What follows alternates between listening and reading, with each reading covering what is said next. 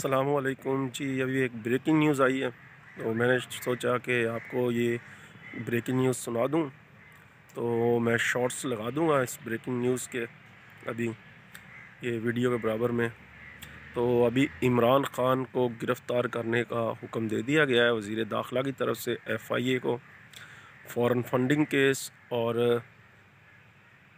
Cipher case میں۔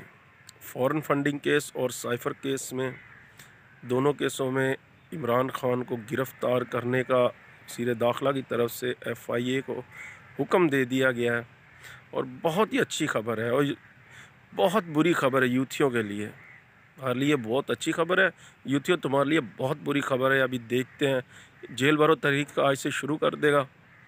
اس نے تو بدھ کا کیا تھا، عمران خان نے کہا تھا کہ بدھ سے ہم جیل بھرو تحریک کا آغاز کریں گے، اور وزیر داخلہ رانا ثناءاللہ نے آج سے شروع کر دیا۔ اب دیکھیں گے کہ کب گرفتاری ہوتی ہے،